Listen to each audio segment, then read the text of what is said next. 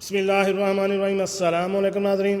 آج کی ہماری ویڈیو کا موضوع ہے بغیر غسل کے دوسری دفعہ ہم بستری کرنا جائز ہے؟ اگر شوہر 2 دفعہ رات کو ہم بستری کرتا ہے تو دونوں دفعہ ہی غسل کرنا جائز ہے۔ اس کے بارے میں ابھی آپ کو تفصیل سے بتاتے ہیں۔ ویڈیو شروع کرنے سے پہلے میری آپ سے ریکویسٹ ہے کہ اگر آپ میرے اس چینل دینی مثال بن رہے ہیں تو میرے اس چینل کو سبسکرائب کریں اور ساتھ بیل آئیکن کا بٹن بھی پریس کر دیں تاکہ ایسی معلوماتی ویڈیو آپ کو بار وقت ملتی رہیں۔ جی ناظرین، پیدائش کے بعد جب کوئی جوانی کی دہلیز پر قدم رکھتا ہے تو اسے فطری سکون حاصل کرنے کے لیے شریک حیات کی ضرورت پیش آتی ہے۔ اسلام نے شریک بنانے کے لیے نکاح کا پاکیزہ نظام پیش کیا ہے۔ نکاح سے انفرادی اور سماجی دونوں سطح پر فساد و بگاڑ کا عنصر ختم ہو جاتا ہے اور گھر سے لے کر سماج تک ایک صالح معاشرہ کی تعمیر ہوتی ہے۔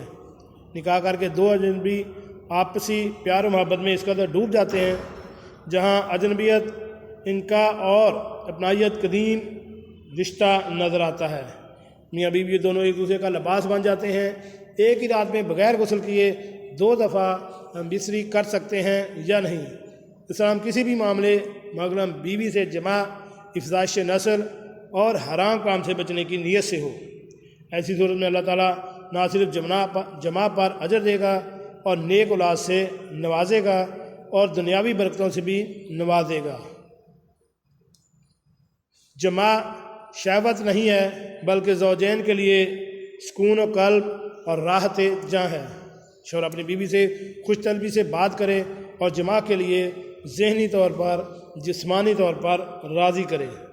اے اللہ، ہمیں شیطان سے علیحدہ رکھ اور تو جو اولاد ہمیں عنایت فرمائے اسے بھی شیطان سے دور رکھ، اور پھر اگر انہیں بچہ دیا گیا تو شیطان کوئی نقصان نہیں پہنچا سکے گا۔ احرام کی حالت میں یا روزے کی حالت میں جماع کرنا ممنوع ہے، باقی دن ہو یا رات کسی حصے میں جماع کر سکتے ہیں۔ حالت میں صرف جماع کرنا منع ہے، لیکن جماع کے علاوہ بیوی سے لذت اندوز ہونا جائز ہے۔ تو 1 دینار یا نصف دینار صدقہ کرنا ہوگا، ساتھ ہی اللہ تعالیٰ سے سچی توبہ کریں اور اللہ تعالیٰ کا حکم توڑ کر معصیت کا ارتکاب نہ کرے۔ دوران حیض بیوی سے جماع کرنا جائز ہے۔ ہمیشہ بیوی کی نفسیات، صحت اور آرام کا خیال رکھنا چاہیے۔ حمل کی مشقت بہت سخت ہے، قرآن نے اسے دکھ پر دکھ کہا ہے۔ خصوصاً ایام کے آخری ایام کافی دشوار گزار ہوتے ہیں۔ ان دنوں جماع کرنا پرخطر ثابت ہو سکتا ہے۔ بیوی کے اگلی شرمگاہ میں جماع کرنا حیض و نفاس میں پاک حالت میں جائز ہے، اور جماع کرنے کے لیے بیوی سے بوس و کنار، خوشطبی کرنے، جماع کرنے سے تیار کرنے کے واسطے اعضائے بدن بشمول شرمگاہ چھونا یا دیکھنا جائز و حلال ہے۔ پھر جماع کے لیے جو بھی کیفیت اختیار کی جائے، جماع کی خواہش بیدار ہونے اور اس کا مطالبہ کرنے پر نہ شوہر بیوی سے انکار کرے اور نہ بیوی شوہر سے انکار کرے۔ ایک ہی رات میں دوبارہ جماع کرنے سے پہلے اگر میسر ہو تو غسل کر لیا جائے یا وضو کر لیا جائے۔ رسول پاک صلی اللہ علیہ وآلہ وسلم ایک غسل سے 1 سے زیادہ ازواج سے مباشرت فرماتے تھے۔ مرد کی شرمگاہ عورت کی شرمگاہ میں داخل ہونے سے عورت و مرد دونوں پر غسل فرض ہو جاتا ہے۔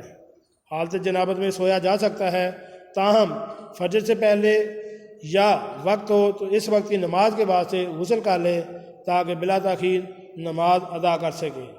حالت جنابت میں قرآن کی تلاوت نہیں کر سکتے، مگر ذکر و اذکار، دعا سلام، کام کاج، بات چیت، کھانا پینا سب جائز ہے، حتیٰ کہ سحری بھی کر سکتے ہیں۔ اس بارے میں ایک واضح یہ بھی ہے کہ اگر آپ دوسری دفعہ جماع کرنا چاہتے ہیں یا کھانا پینا یا سونا جو بھی کام کرنا چاہتے ہیں، تو اگر آپ نے غسل دیر سے کرنا ہے تو اس کے لیے آپ فوراً وضو کر لیں۔ اسلام میں افضل طریقہ بھی ہے اور آپ صلی اللہ علیہ وآلہ وسلم سے یہ ثابت بھی ہے، اس لیے کوشش کریں کہ آپ صلی اللہ علیہ وآلہ وسلم کے طریقوں پر ہم عمل کر سکیں۔ ناظرین، کیسی لگی آج کی ہماری یہ اسلامی معلوماتی ویڈیو؟ امید ہے آپ کو پسند آئی ہوگی۔ ملتے ہیں ایک نئی ویڈیو کے ساتھ۔ السلام علیکم۔